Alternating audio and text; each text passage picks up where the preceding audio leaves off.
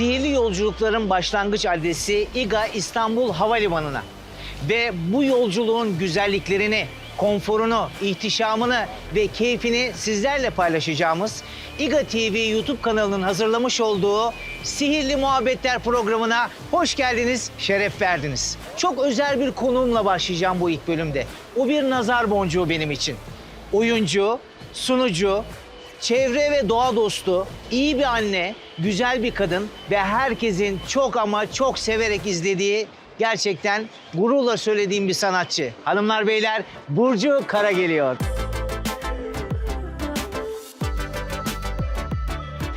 Merhaba, geldim.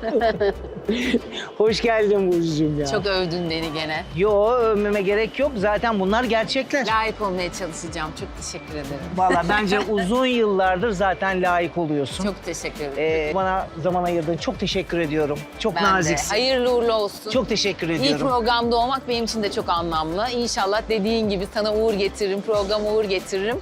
Böyle yüzlerce bölüm şahane, çok sevilen bir işe imza atmış İnşallah. oluruz. Ama diyorum ya, gerçekten Burcu'nun kalbi güzeldir, yüreği güzeldir.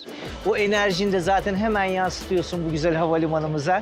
Çok teşekkür ederim. Hep beraber deneyimleyeceğiz. Gerçekten İnşallah, harika bir havalimanındayız. tamam, İstanbul tamam. Havalimanı'ndayız. Vallahi ben o kadar seviyorum ki seyahat etmeyi. Biliyorum. Yani şimdi hadi pasaportun, hadi gidelim bir yere desen giderim. Öyle bir insanım Bence yani. mahsuru yok. Şu anda tek Vallahi. noktadayız. Yani artık buradan uçağa gideceğiz. Evet, Başka bir yere kesinlikle. gitmeyeceğiz. Bence bunu görmek lazım ama İstanbul Havalimanı'nda sizleri bekleyen müthiş güzel deneyimler var. Konfor alanları var. Hem konuğum Burcu'yla beraber bunları deneyimlerken hoş da sohbet edeceğiz. Bizden ayrılmayın, geliyoruz. Hadi başlayalım. Hadi bakalım. Evet sevgili Burcu, senin biraz bilinmeyenlerinden bahsetmek istiyorum ama yani kolay kolay Burcu Kara olunmuyor. Çünkü gerçekten Burcu hiperaktif bir insan desem doğru söylerim. Çünkü 4,5 yaşında ilkokula başladın. Onun ardından da 16 yaşında üniversite sınavına girdin ve üniversiteyi kazandın ve 20 yaşında da üniversiteyi bitirdin. Evet. Aslında öğretmen anne ve babadan geliyorsun. Hayat çok çabuk mu geçti? Bana biraz öyle geliyor yani. Yani biraz hayat koşulları sebebiyle öyle oldu tabii. Bu benim ya da onların tercihi olmamış ama küçük bir yerde bana bakacak biri olmayınca, işte annemle gidip gelince o öyle devam etmiş Evden o okula, süreç. okuldan eve. Evet, yani bu mesela bende çok hızlıca okul bıkkınlığı yarattı. Kesin. Yani Onu kızım soracağım. master yap. Hayır ben okul yani 20 yıllık hayatım var, 16 yıldır okuldayım yani. Bana okuldan bahsetmeyin falan diyordum. Sonra 32 yaşında yüksek lisans yaptım hatta, Evet. ileri oyunculuk. Evet. Yıllar sonra o şey çok geldi bana yani. Ama bilemiyorum, şimdi mesela çocuğum erken yaşta başlasın istemem. Yani bence belki bir artısı olmuştur ama eksileri de olmuştur. Hiçbir zaman yaşıtım arkadaşım olmadı. Hep büyüklerle büyüdüm. Dezavantajları da çok Evet, fazla var. yani kendi yaşımı hep daha büyük hissettim. Hiçbir zaman yaşımı yaşamadım Evet. gibi şeyler oldu ama işte bu da bir kader çeşidi. Ama şimdi şöyle bir durum var. Sen şimdi üniversiteyi bitirdin. O zamanlar tabii bizim zamanımızda diyeyim hep anneler, babalar avukat ol, doktor Tabii, ol, tabii. mühendis ol. Tabii ki. Sonuçta sen de evet Eskişehir Anadolu Üniversitesi İktisat bölümünü bitirdin. Onların istekleri miydi yoksa sen gerçekten severek mi bitirdin? Tabii ki onların istekleri.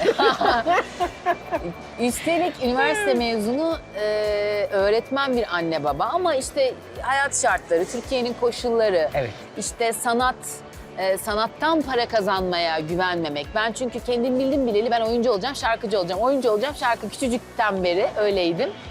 Hep hani sahnede bir şey yapmak, hep sahnede bir şey yapmak vardı benim için. Ama hayır, önce üniversiteyi oku. Hani hayatını garanti altına al, sonra ne yaparsan yap. Onlar hep bunun geçeceğini düşündüler tabii. Garanti değil mi? Hani devlet memuru olsun. Tabii. Ama çok sabit komik. bir işi olsun filan. Çok komik. Şimdi bazen çok gülüyoruz. Tabii ki annem babam nihayetinde memurlar. Tabii. Ve İki böyle öğretmen, bir hani evet. düzenli hayat, Tabii. düzenli gelir, Evet. düzenli çalışma saatleri falan.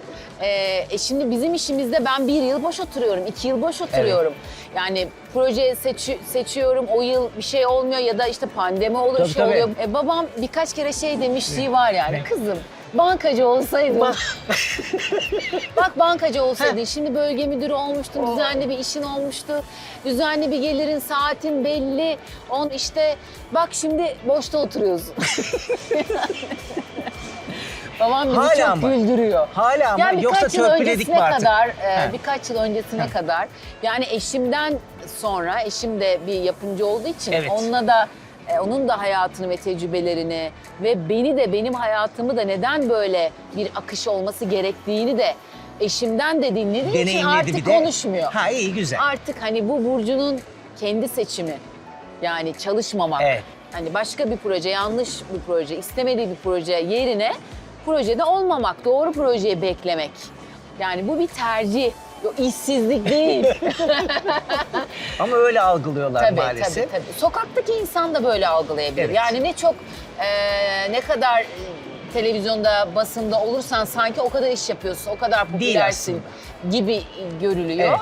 Ama benim gibi tercihleri olan, duran, oradan oraya atlamayı sevmeyen çok insan da var. O bölümlere gireceğim ama biraz bir parantez açmak istiyorum. Sonuçta eşim dedi. Eşi de sevgili Fırat Parlak. Onu da selamlarımızı iletiyoruz. Prodüksiyon şirketi sahibi. Aynı zamanda komedi dükkanı ve arkadaşım hoş geldinle başlayan değerli dostumuz, sanatçımız Tolga Çevik'le uzun yıllardır gerçekten muhteşem bir iş çıkarıyorlar. Hem yurt içi hem yurt dışı turnelerinde oradalar. Her zaman hep sesini duyarsınız ama onun aslında o komedi dükkanı ve arkadaşım hoş geldindeki o ses, o dış ses yönetmende işte Fırat Parlak, Burcu Karan'ın da güzel eşi, öyle söyleyeyim size. İyi ki de o da var. Çok güzel işler çıkartıyor Evet, gerçekten. evet, Hem evet. reklam sektöründe hem de film sektöründe çok güzel çok işler özel çıkarıyor. biri. Çok Duygu gerçekten dünyası öyle. ve zekası Evet. çok farklı çalışan biri. Aynı sektörde olmanız zaten birbirinizi anlamanızda, her ne kadar anne baba ay kızım şöyle olsun dese de birbirinizi anlamanız çok çok güzel bir Evet, şey. çok. Yani herkes için bu geçerli değil. Bu aynı zamanda Yok. çok da zor bir şey Evet, biliyorsun. güzel bir uyum Ama biz sağlıyorsunuz çünkü. egolarımızı Evet. hani birbirimizi beslemek ve zenginleştirmek üzerine kullanan insanlarız. Yani onun başarısı benim gururum, benim mutluluğum. Evet. Benim başarım da onun gururu ve mutluluğu. Yani o yüzden o çok iyi olsun istiyorum. O da benim için istiyor. Ve onun eleştirisi benim için çok kıymetli. Evet. Doğru olduğunu biliyorum, objektif olduğunu Başka bir biliyorum, gözle de olması bakıyor. gerektiğini biliyorum. Evet. O da her şeyini bana anlatır. Gerçekten her şeyimizi konuşuruz yani. Fikirlerime çok kıymet verir. Ben çok sakinimdir. O daha heyecanlı, daha hiperaktif bir tip. Ben ona mesela çok iyi gelirim o anlamda. Aşkım işte vardır bunun bir sebebi. Acele etme, dur bakalım. İşte sen en iyisini yapmışsın. İşte dert etme gerisini falan. Evet. Ben böyle daha sakin yaklaşan bir tipim. Birbirimizi çok Tamamlama. şükür güzel dengeliyoruz. Güzel harika. Bu arada tamam sen iktisat bölümü mezunusun ama hani içinde var olan işte ben şarkıcı olacağım, sahne performansı göstereceğim diyordun. Haliyle Bursa'da işte Olay TV ile başladın. Ondan sonra o çok ilginçtir ki bir İstanbul maceran var. Kanal D'ye gidiyorsun. Evet. Ve Kanal D'ye gittiğin zaman da bir otobüs yolculuğu gerçekleştiriyorsun. Ve bu otobüs yolculuğunda giderken de arkadaşından o zaman önce pantolon, işte kot pantolon falan giyiyormuşsun.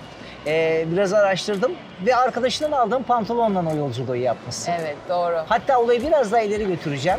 Bugünün Nurgül Yeşilçay'la da yolculuk esnasında bir molada tanışıyorsun galiba. Tanışıyor musun yoksa?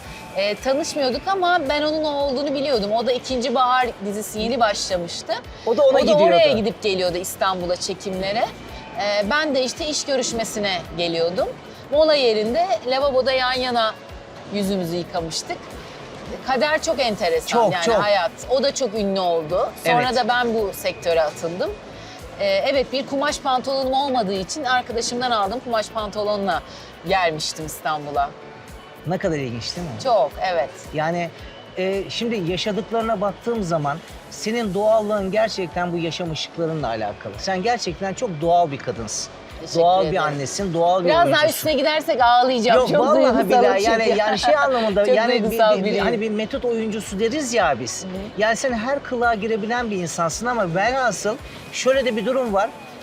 Oynadığın karakterlerde hep böyle bıçak sırtı roller pek çıkmadı sana. Nedendir Evet, bilmiyorum evet. ama bu donanım var sende. Var Çünkü zamanında Şahika Tekant'tan da Evet, çok ciddi evet, oyunculuk evet. dersleri aldın ve çok iyi noktalara geldin. Evet, yani Bunu neye bütün bağlıyorsun?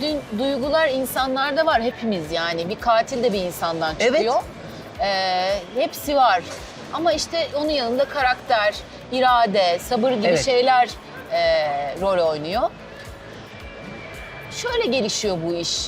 nasıl bir rolle ünlü oluyorsan yapımcılar sana benzer şeyler getiriyorlar. Evet. Yani senden başka birini yaratmayı, başka birini çıkarmayı düşünmüyor kimse. O bir kere çok ciddi bir vakit kaybı.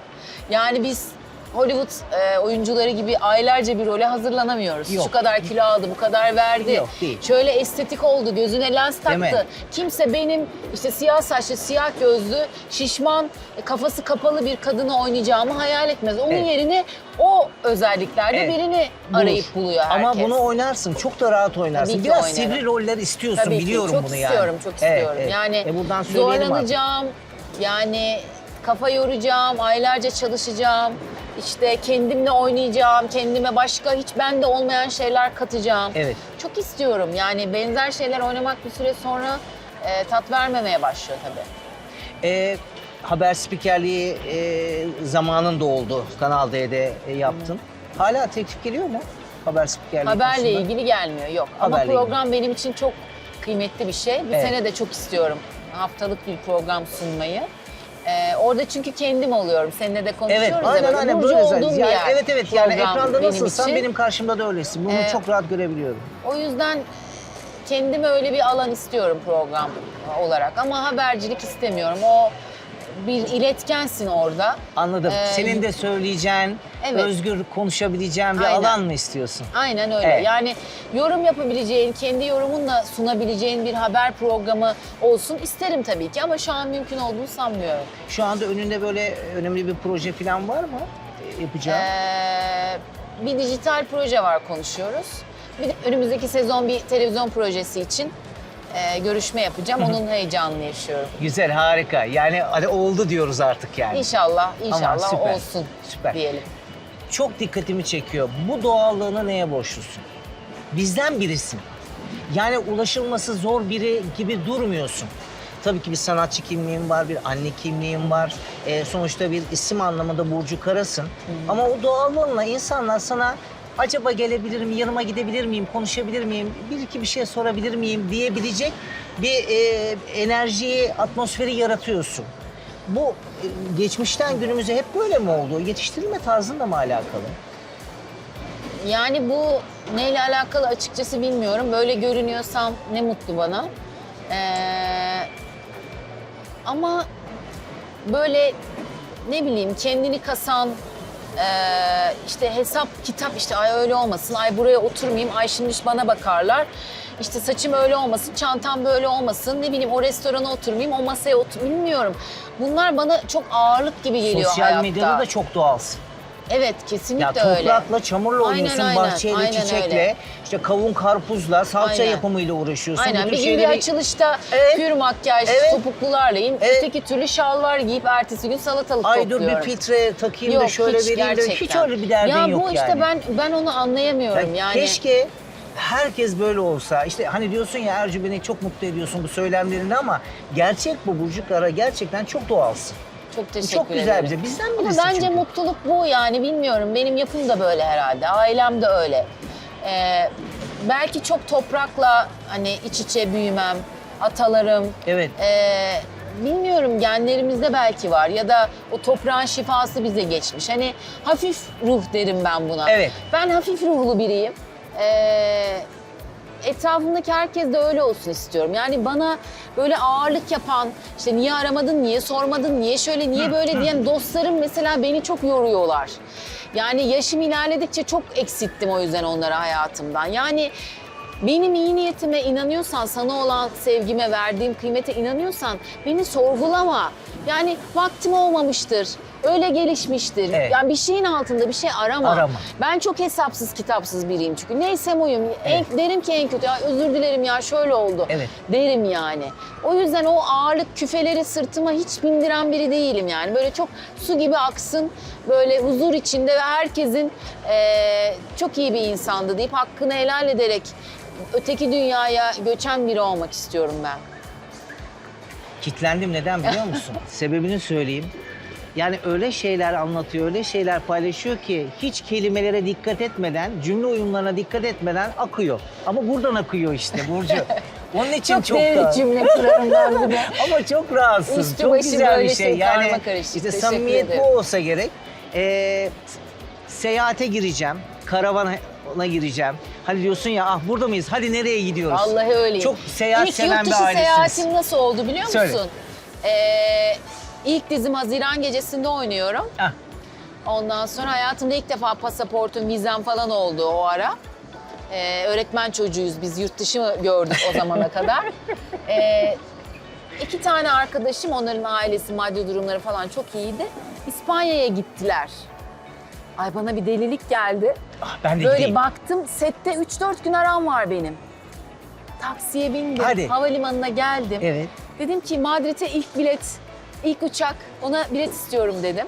Bayağı el çantamla Madrid uçağına bindim ve gittim. İlk yurt dışı seyahatim bu. O zaman hala içinde var olan çılgınlıklar var mı? Aynen böyle. Bana Ay, hiç süper. no problem. Tabii. Her Yeter şey ki seyahat hiç olsun. sorun değil yani. Her şeyi Harika. hallederim ben. Oradan alırım gerekirse. Yani hani neyse Evet. hiç sorun değil yani. Biz eşimle de öyleyiz mesela. Evet o Başak Burcu daha titiz Çok falan ama detaycı, evet. mesela çok program yapmayız. Bir yere gideceğiz. Oteli falan çoğu zaman orada ayarlarız mesela. İlk gittiğimiz yer bellidir. Sonra akışına bırakırız. Biz sıkılınca 2 gün sonra başka bir yere geçeriz çünkü.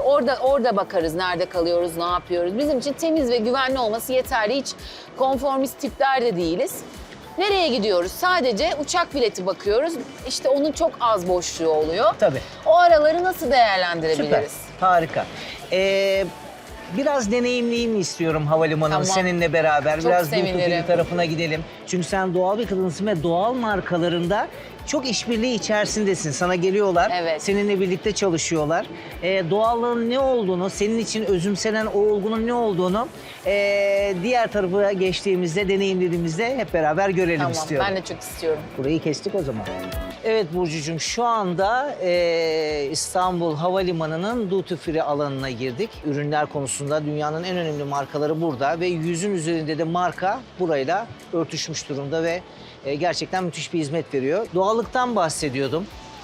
Hayatının her şeyinde doğallık var.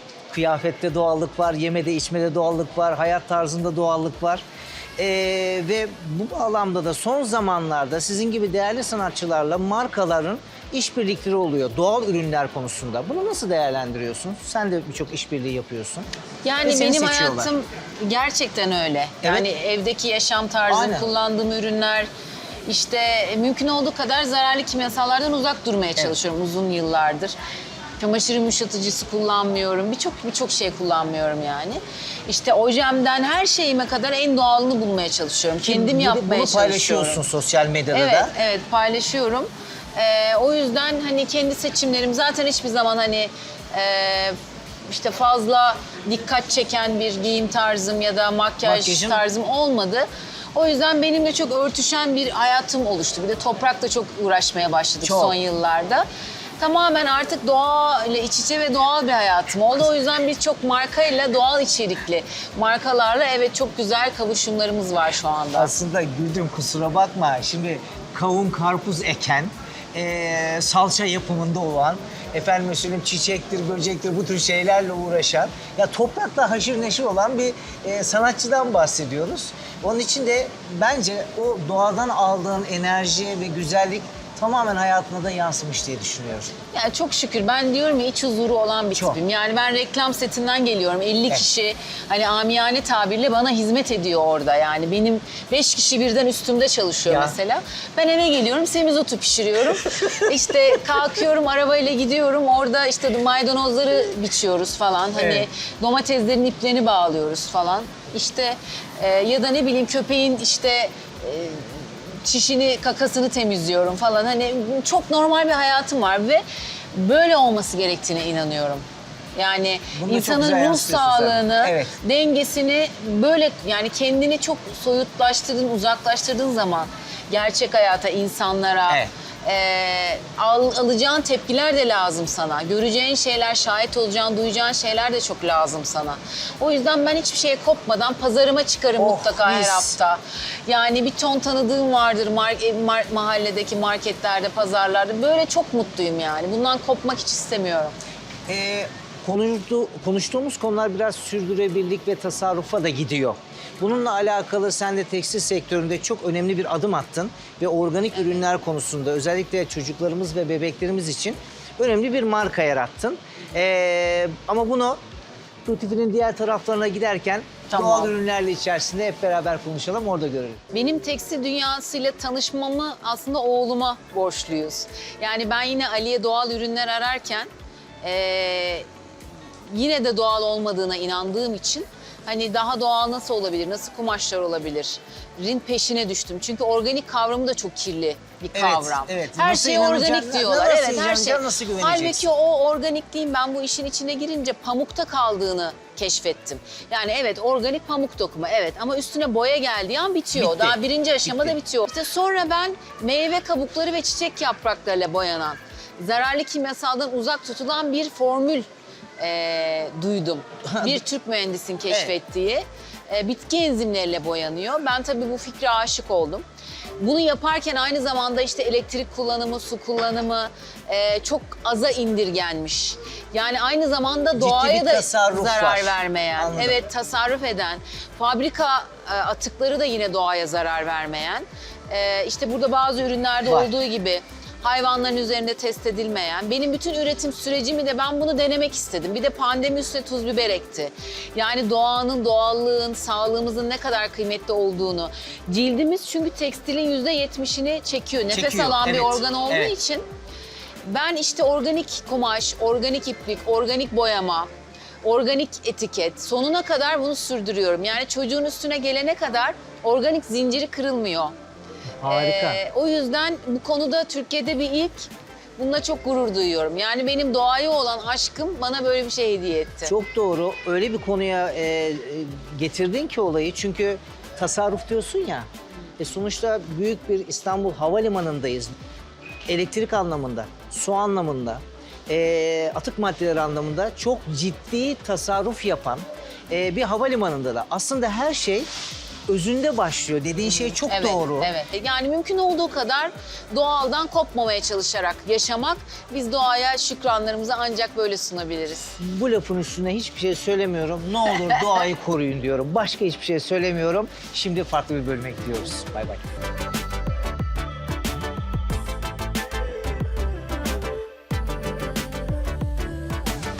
Biraz soluklanalım değil mi? Food court alanındayız. Şimdi bu bölümde tabiri caizse sihirli muhabbetlerle sihirli sorular sormak istiyorum. Oo. Aslında mesela seyahatteki en önemli konfor alanı nedir senin? Yani bir seyahate çıktın ya da bir havalimanına geldin. Senin için konforluk ne ifade ediyor? Ne anlam ifade ediyor? Olmazsa olmazın nedir mesela? Bilmem. Yani yanımda bir kitap olsa sevinirim. Yani yanımda okuyacak bir şey olmazsa Evet. eksiklik duyarım açıkçası. Ama şeyi de düşünürüm, uzun yolculuklarda işte rahat edeceğim bir ayakkabı ya da terlik gibi bir şey. Rahat edeceğim kıyafetler, işte ekstra bir çorap gibi şeyleri düşünürüm hep. Bir de çok üşüyen biriyim, sinüzitim var benim. Yanımda hep bere taşırım mesela, ince pamuklu bir bere taşırım. O havalandırmalar beni çok hasta ediyor. Kesin Onun organik için ama. hep hep önlemimi alıp gelirim yani. İstanbul Havalimanı'nda bir film çekiliyor. Öyle filmler de var ya günümüzde de. Burada çekilen filmde kiminle oynamak isterdin? Ve filmin sonunda nereye seyahat etmek isterdin? Seyahati seven birisin. Ya burası çok büyük ve çok görkemli ya. Burada acayip polisiyeler çekilir bence yani. Böyle ya da birini kovalamak, birini bulmak, birini aramak. Hani bir kaçak. Ne bileyim, ne alaka, aklıma George Clooney geldi yani. Çok da beğenmem aslında ama oyunculuğunu. Birlikte oynamak David istediğin kim McRae ya olabilir da mesela? James Bond filmi çok hoş olur bence Oo, burada. Evet. Bence çok güzel olur. Evet, çok güzel, çok keyifli Çok alanlar. havalı olur. Bugüne kadar en zevk aldığın karakter ve en zorlandığın karakter neydi? En zevk aldım, pandemiden önce Karanlıkta Komedi diye bir tiyatro oyununa Evet, başladık biliyorum. biz. Ama o çok Ne büyük durumda? İyi ki talihsizlikler söyledin. yaşadık. Yo, bitti o, her şey bitti. Çünkü araya pandemi girdi. Ve 8 kişilik Çok- bir kadronun çok güzel bir kadroydu. evet, toplanması. O benim hayatımdaki en eğlenceli, en özel işti. Maalesef sadece oyunu 3 kere oynayabildik. Yani 6 ay prova yapıp. Benim için en eğlenceli şey oydu. En zoru da geçtiğimiz aylarda bir sinema filmi çektik. Bulutların Üstünde Evet. diye. Şimdi Uçuş 911 olarak değişti Evet. ismi. Orada oynadığım karakter beni çalışma koşulları olarak da psikoloji olarak da yani sinir sistemi olarak da beni en zorlayan işti. Yani toparlanmam çok zor oldu. Ama şu anda karşımızdasın. Seni çok güzel görüyoruz. Evet. Senaryoyu aldın. Haftalık geliyor ya senaryolar. Senaryoyu açıyorsun. Karakterinin öleceğini öğrendin. Ne hissedersin? İşte en son işimde öyle oldu yani. Çok da sevdiğim işti fakat işi beraberce yeni sezona devam etmemesine oy birliğiyle diyelim, fikir Karar birliğiyle konuşuldu ve karar verildi. Dolayısıyla ilk Uğur abi, Uğur Yücel ve ben hikaye gereği öldük. O yüzden benim çok böyle tadı damağımda kalan bir iş oldu. Çünkü çok uzun soluklu ve çok güzel olacağını düşünerek, inanarak büyük bir heyecanla başladığımız bir işti. Tabii ki çok büyük hayal kırıklığı oldu bizim için. Yani tadına vararak ölsem, üzülerek öldüm yani o işte. Tiyatronun sende çok ayrı bir yeri var. Hani belki tiyatro mu, sinema mı, dizi, oyunculuğu mu desem tiyatro herhalde ön Tabii, plana çıkar. en heyecanlısı o. En heyecanlı.